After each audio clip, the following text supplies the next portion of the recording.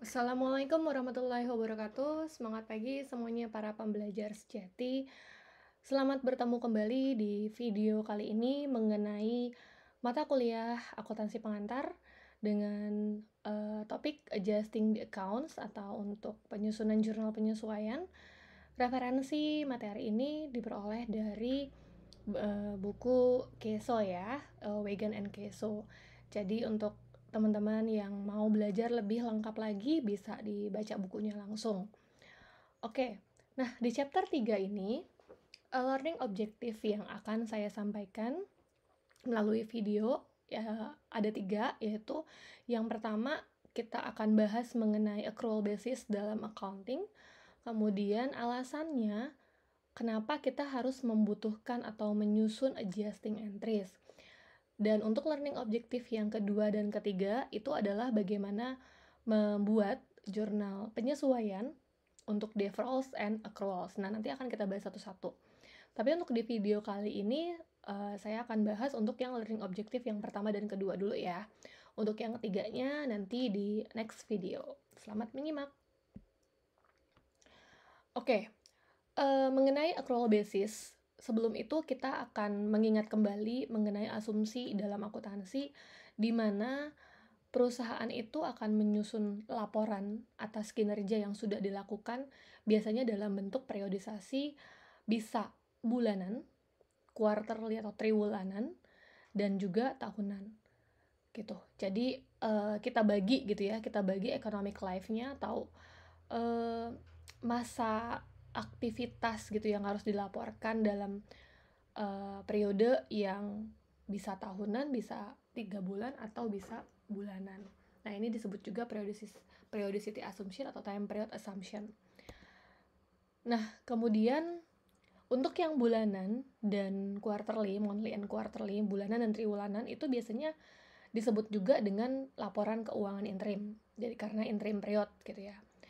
Tapi sebagian besar perusahaan itu harus menyusun laporan keuangan dalam bentuk periode triwulanan dan tahunan. Kalau bulanan itu biasanya untuk kebutuhan internal aja, tapi kalau untuk eksternal, untuk kebutuhan eksternal dipublish gitu, nah mereka biasanya membuatnya dalam quarterly dan annually. Nah, kemudian kita juga mengenal dalam bisnis itu ada fiscal year dan calendar year.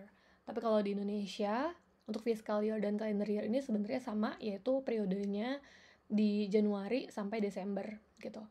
Kalau fiscal year itu kan karena untuk pelaporan pajak gitu ya. Jadi kalau di Indonesia tuh kita samakan dengan kalender year-nya jadi Januari. 1 Januari sampai 31 Desember, dan itu juga termasuk dalam periode untuk pelaporan akuntansinya gitu, pelaporan keuangan. Nah, kemudian kita juga coba mengingat lagi mengenai basis accrual dan basis kas gitu.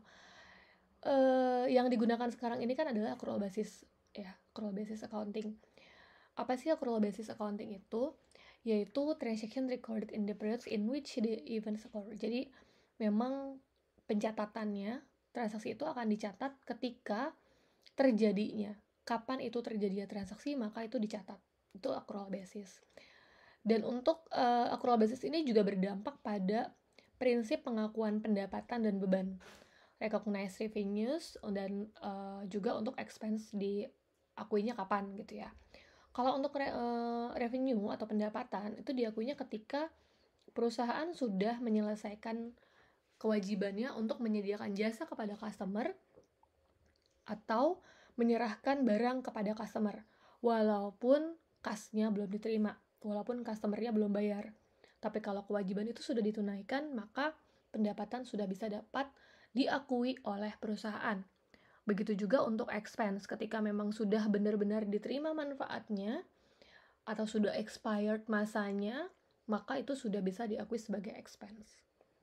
Untuk gambaran mengenai revenue recognition principle, kita bisa lihat gambar ini bahwa prosesnya itu kan customer akan meminta jasa gitu ya, akan request service atau juga mungkin order gitu.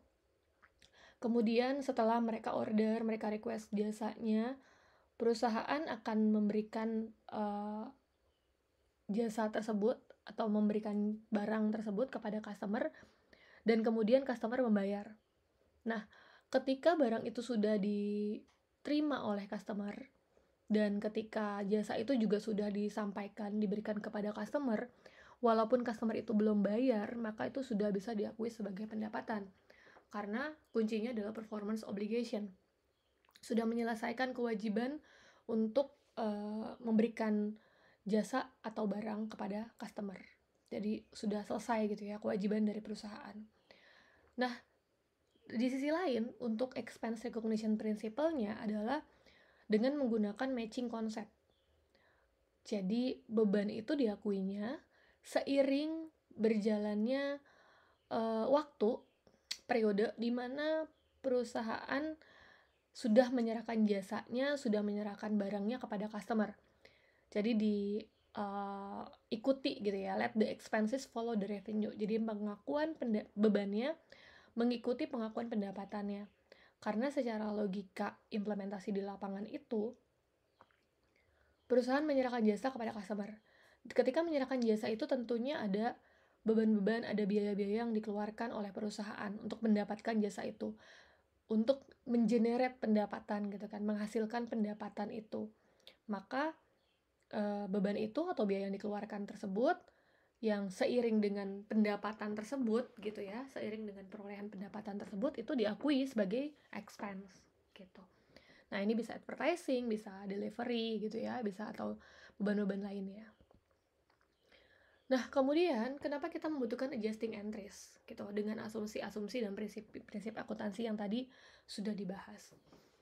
Adjusting entries ini adalah untuk menjamin atau memastikan bahwa pengakuan pendapatan dan pengakuan beban itu prinsipnya sudah dilaksanakan.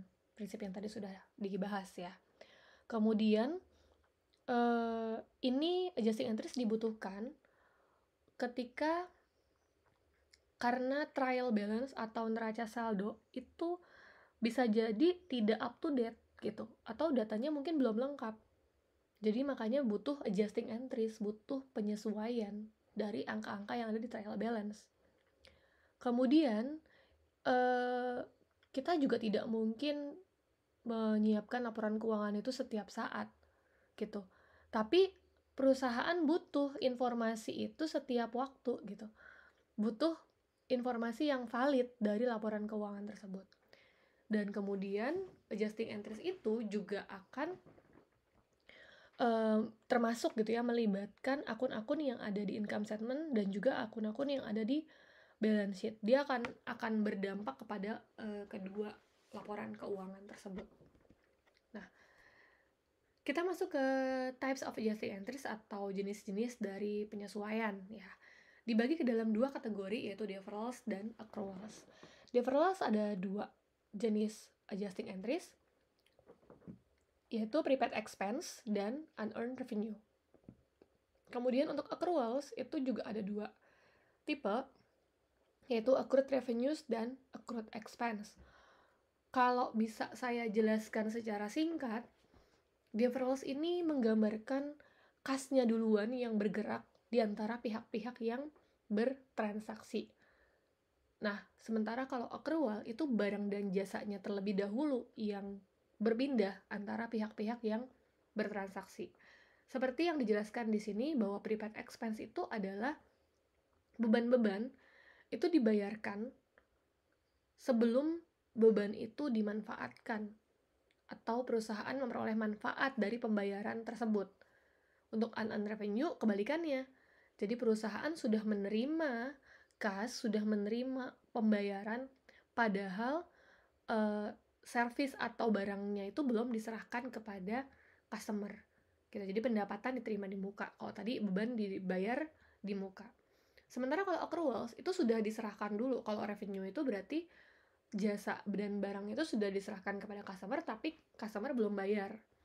Dan accrued expense itu manfaatnya sudah diterima oleh perusahaan tapi juga belum dibayar. Makanya tadi deferrals itu adalah kasnya dulu yang bergerak, kemudian baru barang dan jasanya. Sementara kalau accruals itu barang dan jasanya yang terlebih dahulu yang berpindah antara pihak-pihak yang bertransaksi. Nah, ini sebagai contoh ya, bahwa trial balance itu yang digambarkan belum tentu dia up to date gitu.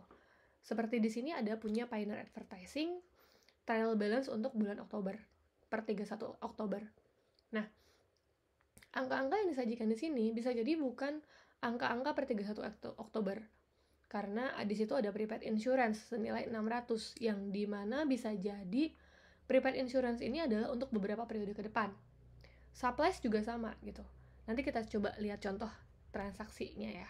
Gitu untuk menunjukkan bahwa memang ini di trial balance itu belum tentu angka yang memang sebenar-benarnya kondisi pada tanggal 31 Oktober gitu. Jadi kalau kita baca ini belum tentu angka 31 Oktober karena bisa jadi ada periode yang tidak sesuai gitu ya. Pertama, kita akan mulai yang deferrals dulu ya sebagai contoh. Nanti yang accruals-nya itu adalah di video selanjutnya. Untuk di deferrals tadi ada prepaid expense sama unearned revenue. Nah, sekarang kita yang ke prepaid expense. Prepaid expense itu adalah pembayaran dulu tadi kan. Pembayarannya dilakukan sebelum expense-nya dicatat, gitu, sebelum ada bebannya.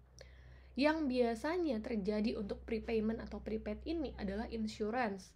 Karena kita biasanya bayar asuransi itu dengan preminya, lalu manfaatnya atau expirednya belum selesai gitu. Misalnya kita bayar untuk berapa bulan atau kita bayar untuk berapa tahun gitu. Supplies dan equipments, buildings gitu ya. Ini aset-aset yang kita beli gitu. Kita beli di awal, kita peroleh barangnya. Lalu kemudian barang itu kan sebenarnya digunakan di kemudian hari gitu atau di kemudian waktu gitu ya. Jadi manfaatnya masih kita terimanya tuh nanti, padahal kita sudah mengeluarkan uangnya untuk membeli supplies, untuk membeli equipment atau membangun gedung. Kemudian untuk advertising, untuk rent ini juga sering dibayar di awal gitu kan. Karena apa? Karena biasanya kalau kita sewa nih, kita bayar misalnya 100 juta untuk periode 2 tahun atau 3 tahun gitu. Jadi untuk beberapa periode gitu, untuk beberapa waktu. Advertising juga sama, biasanya kita bayar iklannya tuh di awal dan kita teken perjanjian dengan perusahaan iklannya bahwa iklan itu akan dipasang selama beberapa waktu gitu, atau selama beberapa bulan misalnya. Nah, ini sering terjadi untuk transaksi-transaksi yang mengakibatkan adanya muncul prepaid expense gitu ya, pembayaran dibayar di awal gitu di muka. Nah, jurnalnya ini akan mengakibatkan munculnya akun expense di debit, munculnya beban, peningkatan beban di debit, dan pengurangan atas nilai aset gitu. Karena tadi ketika kita membayar itu kan menjadi prepaid expense, di mana itu masuk dalam kategori aset. Karena kita punya hak. Kalau aset itu berarti kita punya hak untuk mendapatkan manfaat di kemudian hari gitu ya. Ketika kita pertama menjurnal, pasti kita akan mencatatnya sebagai aset. Lalu ketika membuat adjustingnya, itu harus diakui asetnya sudah berkurang dan muncullah akun expense atau akun beban. Untuk ilustrasi yang pertama, supplies. Nah, sebagai contoh di sini, Pioneer Advertising dia membeli supplies perlengkapan senilai 2.500 di tanggal 5 Oktober. Tentunya supplies ini digunakan untuk beberapa waktu ke depan gitu kan. Pada saat dia membeli, tentunya dia akan mencatat ada increasing atau debit nilai aset, yaitu supplies, karena asetnya meningkat berupa supplies senilai 2.500 dan cashnya di kredit senilai 2.500. Kemudian di tanggal 31 Oktober itu kan trial balance-nya berarti ada supply senilai 2.500 gitu. Kalau kita lihat flashback lagi ke slide yang sebelum-sebelumnya, itu memang ada trial balance. Di trial balance itu nilai supplies 2.500. Nah, dalam perjalanan dari tanggal 5 Oktober sampai 31 Oktober kan tentunya ada penggunaan nih. Ada penggunaan supplies, kertas digunakan, pulpennya juga digunakan oleh pegawai di sana gitu. Kemudian dihitunglah di 31 Oktober ternyata yang still on hand, yang masih ada, yang masih tersisa, itu 1.000. Berarti yang belum dipakai. Kemudian yang udah dipakai berarti berapa dong? 2.500 dikurangin 1.000. Nah, yang sudah terpakai itu dibuat adjusting entries-nya dengan pengakuan beban yang disebut dengan supplies expense di debit 1.500 dan supplies asetnya berkurang 1.500 di kredit. Lengkapnya ilustrasi analisisnya seperti ini. Karena tadi sudah ada penggunaan, maka ada peningkatan beban Ada peningkatan beban itu karena kita memperoleh manfaat. Si pioner ini memperoleh manfaat dari supplies tersebut yang sudah digunakan senilai 1.500. Dan tentunya aset berupa supplies-nya berkurang 1.500 gitu. Nah, efeknya untuk debit credit analysis-nya di jurnalnya seperti apa? Kalau expense itu bertambah, berarti tandanya minus di posisi kanan di equation analysis, maka itu di posisi debit. Kemudian untuk supplies, karena dia aset itu ketika berkurang, dia diletakkan di kredit. Maka jurnalnya adalah supplies expense di debit dan supplies di kredit senilai 1.500 dengan explain-nya to record supplies use, penggunaan supplies atau penggunaan perlengkapan. Dan kemudian setiap jurnal itu harus diposting ke buku besar. Dimana di sini berarti di akun supplies-nya, di buku besar akun supplies, itu ada di posisi kredit, ada di posisi kanan, adjusting di situ ya, keterangannya 1.500 sehingga ending balance untuk supplies adalah 1.000. Sesuai dengan informasi yang tadi disampaikan bahwa supplies are still on hand 1.000 gitu. Jadi masih ada sisa 1.000. Kemudian supplies expense-nya, karena sudah dimanfaatkan supplies itu, sudah digunakan, maka muncullah supplies expense dengan ending balance 1.500. Sehingga saldo untuk supplies dan ada muncul saldo untuk supplies expense di next balance sheet-nya itu akan sesuai. Sudah menggambarkan kondisi sesungguhnya bahwa supplies sudah bukan lagi 2.500 melainkan $1.000. Nah, next, contoh lain, insurance. Kalau insurance itu biasanya expired waktu ya. Jadi misalnya di sini dia bayar 600. Tadi kita juga lihat ya di trial balance-nya ada prepaid insurance $600. Dan ini ternyata untuk 1 tahun. Kalau untuk 1 tahun per bulannya berapa? Maka 600 dibagi 12 yang sudah expired berarti untuk bulan Oktober adalah $50. Dari 600 dibagi 12. Muncullah akun untuk jurnal penyesuaiannya yaitu insurance expense 50 dan prepaid insurance 50. Jadi bebannya bertambah dan asetnya berkurang. Nah, ini analisis lengkapnya. Hampir sama seperti tadi, bahwa muncul insurance expense karena apa? Karena insurance-nya sudah expired. Dari 600 untuk 1 tahun, di bulan ini ada $50. Nah, kemudian asetnya di prepaid insurance yang tadi di trial balance itu 600 berkurang dong $50 karena untuk bulan Oktober sudah expired 1 bulan. Jurnalnya expense di debit, insurance expense di debit, dan prepaid insurance di kredit senilai $50 dengan explanation-nya to record insurance expired. Lalu diposting ke buku besar sehingga prepaid insurance sekarang adalah bukan lagi 600 tapi 550 karena tinggal untuk 11 bulan mendatang. Oke? Dan insurance expense juga muncul bertambah sehingga ending balance-nya menjadi $50 untuk insurance expense. Next, sekarang untuk depreciation. Ini hampir sama dengan supplies yang tadi ya, bahwa kita membeli aset, apalagi aset tetap, manfaatnya lebih dari 1 tahun, for many years. Buildings, equipment, vehicles gitu ya, kendaraan, itu digunakan untuk waktu yang cukup panjang. Dan waktu kita beli atau waktu kita memperoleh aset tersebut, tentunya kita mencatatnya sebagai aset kan? Dicatat sebagai aset. Sementara selama aset tetap itu digunakan dalam operasional perusahaan, tentunya perusahaan akan mendapatkan manfaat. Tapi manfaat berupa beban diakui sebagai beban itu belum tercatat sama sekali. Maka itu kita akui sebagai depreciation. Disebutnya depreciation atau penyusutan. Nah, depreciation ini adalah mengalokasikan biaya. Allocating the cost of an asset to expense. Jadi mengalokasikan biaya perolehan, harga perolehan yang kemarin dibeli itu, yang tadinya di aset, cost of an asset gitu ya, biaya untuk memperoleh aset, ke dalam expense over its useful life. Jadi selama masa manfaatnya. Kalau memang dia nggak masa manfaatnya 10 tahun, maka alokasinya selama 10 tahun.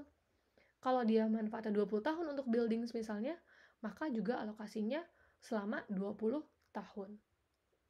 Nah, ini untuk menunjukkan bahwa aset tetap itu sebenarnya nilainya sudah berkurang dari waktu ke waktu seiring berjalannya waktu penggunaan aset tersebut. Untuk ilustrasi yang berikutnya. Pioneer Advertising, dia punya aset tetap, ada berupa equipment. Nah, nilainya ini banyak pasti ya jumlahnya waktu dia beli gitu. Kemudian dia asumsinya di sini ya, diasumsikan ini sudah dihitung nih penyusutannya. Dia asumsinya penyusutan untuk setahun itu adalah $480. Sehingga per bulannya adalah 480 dibagi 12 yaitu $40 per bulan. Atas kondisi ini, jurnal penyesuaiannya adalah depreciation expense di debit dan accumulated depreciation.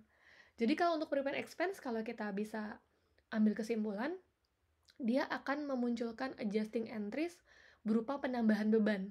Bebannya di debit semua kan tadi. Ada supplies expense, ada insurance expense, and then yang sekarang adalah depreciation expense. Sedangkan di bagian kreditnya adalah pengurangan atas aset. Tadi ada supplies, ada prepaid insurance, dan kalau untuk aset tetap, itu bukan equipmentnya yang diletakkan di kredit seperti supplies tadi. Kenapa? Karena kalau supplies itu kan ketika dia dimanfaatkan, barang itu digunakan, habis gitu. Kertas diambil, digunakan untuk di-print, habis, selesai, habis pakai.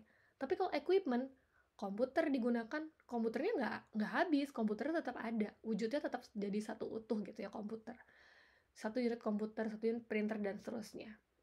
Tapi apa yang mereka itu berkurang adalah manfaatnya atau alokasi biayanya aja gitu, yang kita buat dalam bentuk akun accumulated depreciation yang merupakan kontra aset account, jadi akun kontra dari aset, sehingga nanti nilai aktual dari aset tersebut adalah equipment dikurangin accumulated depreciation.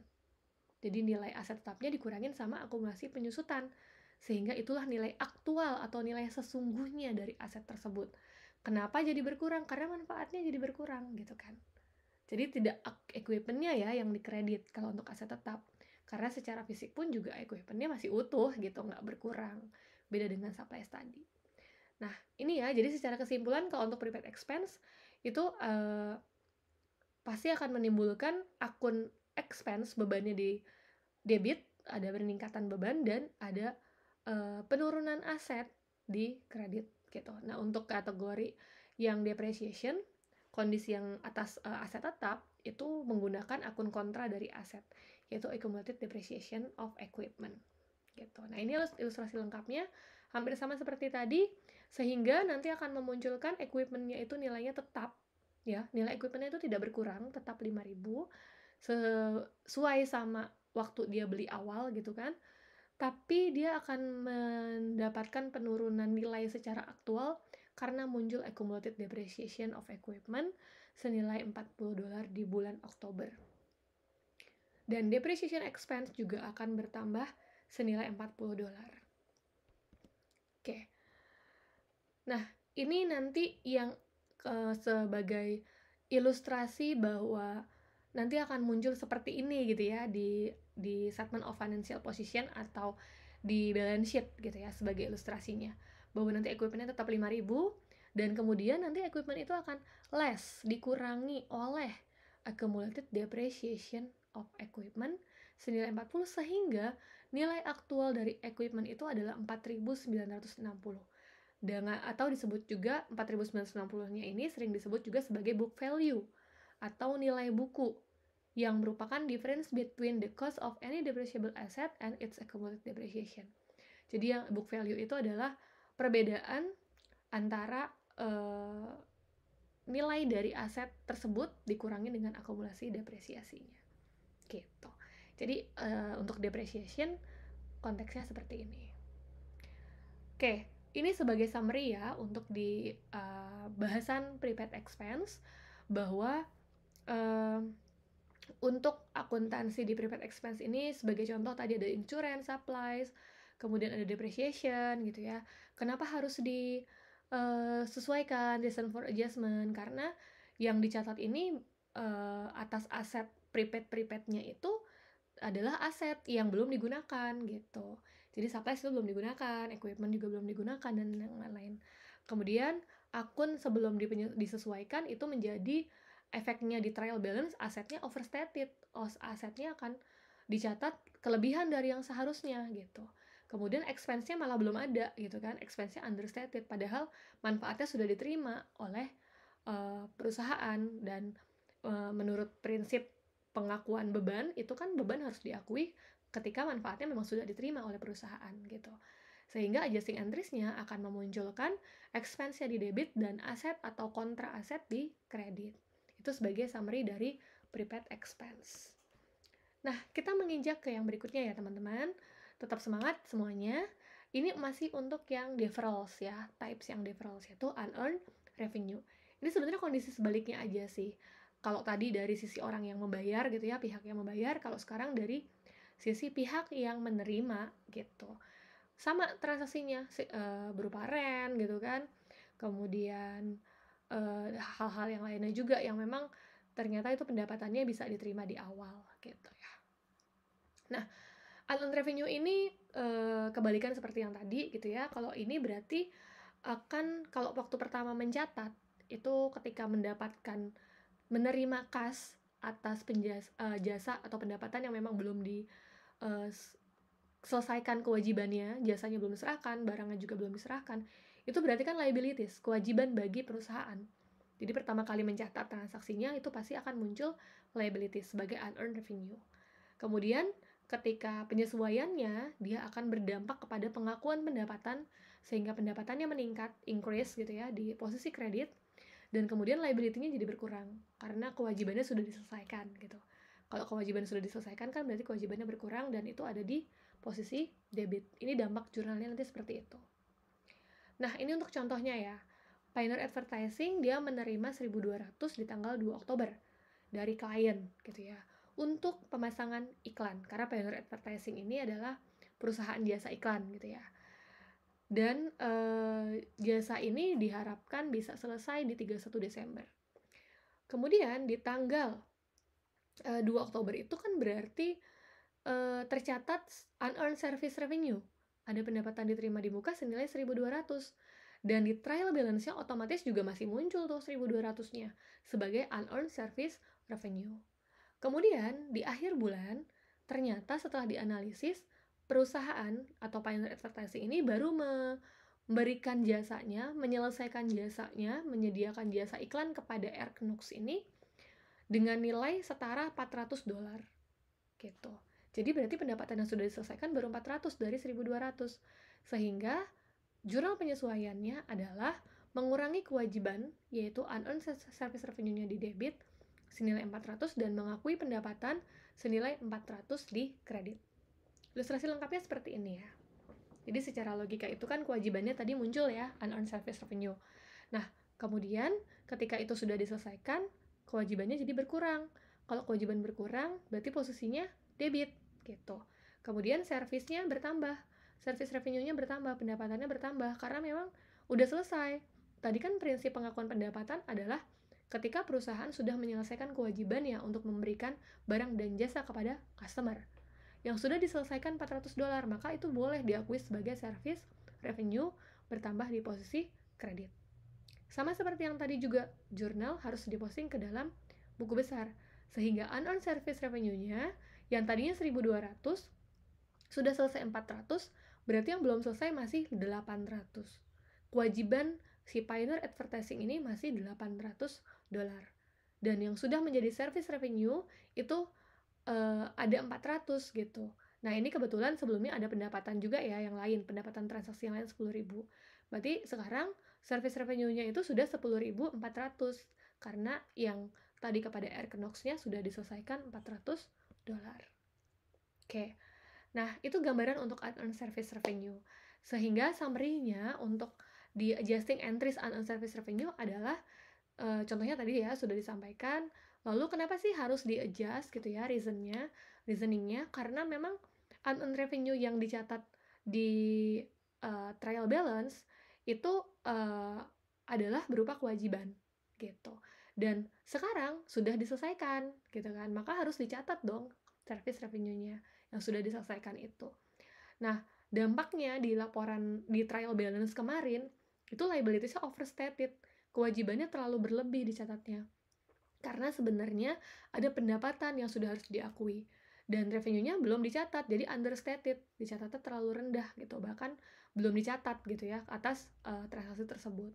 Sehingga muncul adjusting entries-nya, di debitnya adalah berkurangnya liabilities atau kewajiban yang disebut dengan unearned revenue tadi, dan kreditnya itu akan menambah revenue sehingga revenue-nya sudah bisa dicatat sebagaimana mestinya.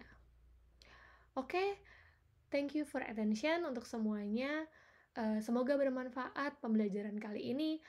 See you on the next video untuk adjusting entries yang accrual. Semangat semuanya, terima kasih. Sampai ketemu lagi di next video. Wassalamualaikum warahmatullahi wabarakatuh.